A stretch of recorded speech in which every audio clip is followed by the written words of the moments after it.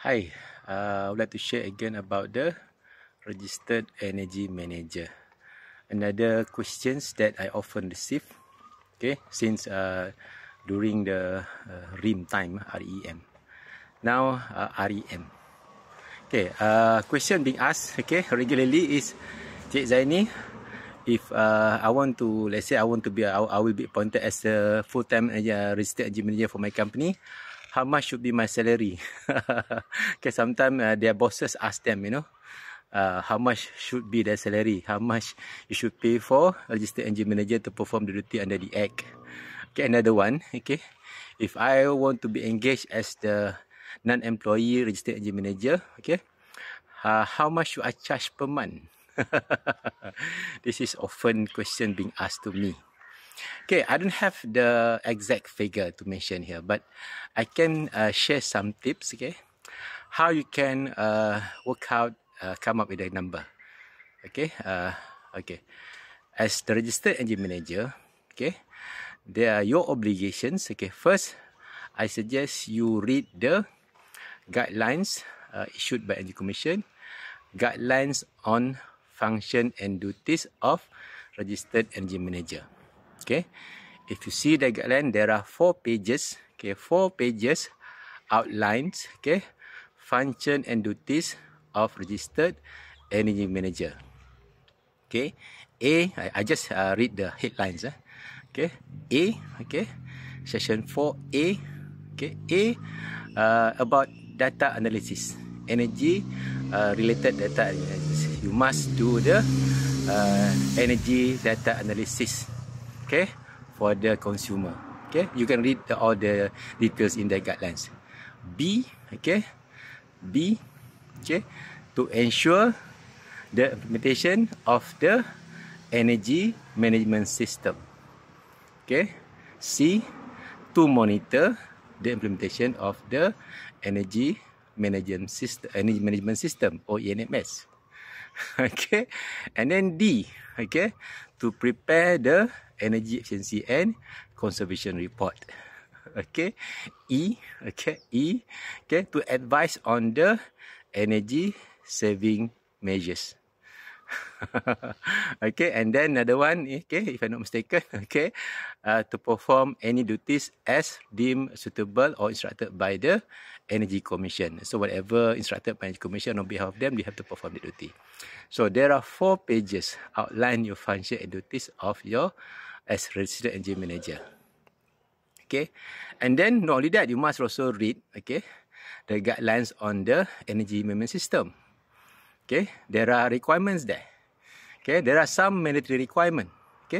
First, the company must have, the consumer must develop and implement energy management system. Who will develop for them? Who will implement for them?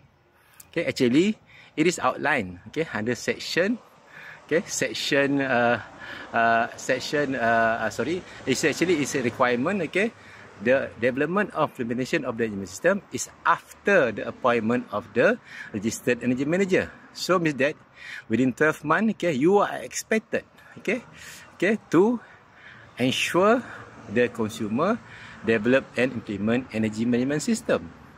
So in short, the development of and implementation of the energy system for the end consumer is the job of the registered energy manager. So you have also to understand and really master the requirement in the guidelines of energy management system. And in that energy management system guidelines, there is some mandatory requirement. For example, the energy consumer must conduct the energy management committee meeting 4 times a year. There must be minuted. So who's supposed to do that? Who's supposed to arrange all that? I assume should be registered energy manager. And then there's also requirement in the guidelines about energy management system that the energy consumer must conduct the energy management system internal review or internal audit. Once a year is a requirement. Once a year. So another requirement, and the guidelines on energy management system, the energy consumer must conduct the management review meeting, once a year. Okay, so that basically who is expected to do all that? I assume, okay, my guess strongly, energy manager or the registered energy manager. And then at the same time, okay, the energy consumer must conduct energy audit. They must appoint the registered energy auditor to conduct the energy audit every 5 years. And they must submit the report. But who is expected to review and comment on the energy audit report prepared by the registered energy auditor?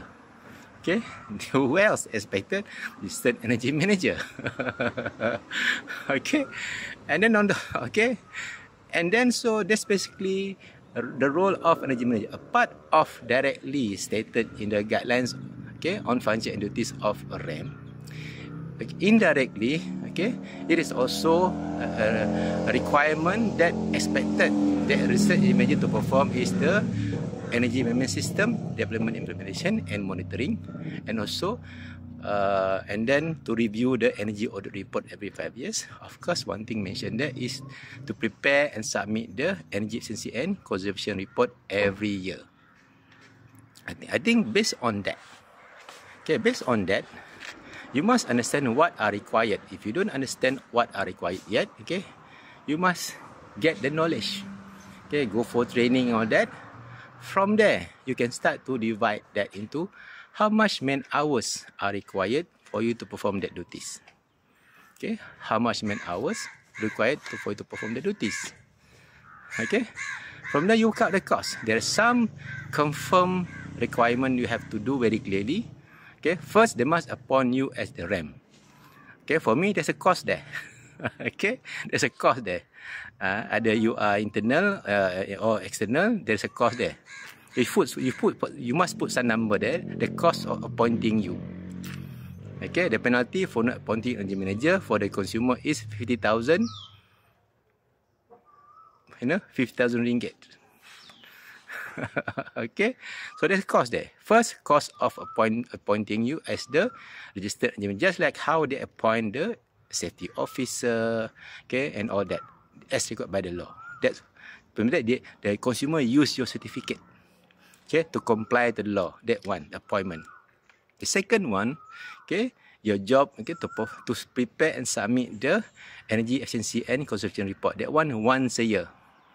To prepare the report and submit the report, there's a cost there. So there's man hours there. There is knowledge required there. There's some kind of skills required there. Okay, to prepare the report, okay, there's a cost of preparing the report. Okay, first appointing you as the RAM. Second, cost to prepare the report. And next one, the cost to organize the meeting, energy management committee meeting 4 times a year, arrange the meeting and prepare all the minutes, evidence. Okay, that's another requirement. It's for the consumer, but who else expected to make sure that happen? And then another one, cost to conduct the internal audit or energy management system internal review. Okay, so who's supposed to expect that? So there's a cost there. The cost to conduct the internal audit. Okay. Another one, the cost to organize and prepare all the minutes. Okay, the management review meeting once a year. There is a cost there. Okay, there's a cost there. Another one, this one maybe that cost is regularly every year. The appointment must be there that are required every year. Okay, and also confirm every year, a few times a year, 4 times, one time. And then the one, the cost to review the energy audit report every 5 years. Okay, there's a cost there. Okay, every 5 years. And then another one is so-called cost that, let's say, you are expected. This one may be one-off. Okay, one-off if the consumer hasn't got the energy management system yet. Okay, what if the consumer haven't got the energy management system yet? So that's later. I show you the next video. Okay, there will be part 2, tips to prepare the cost of being appointed as the registered energy manager. Either you are employee or non-employee as external energy manager. Okay, see you in the next video, part 2. Okay.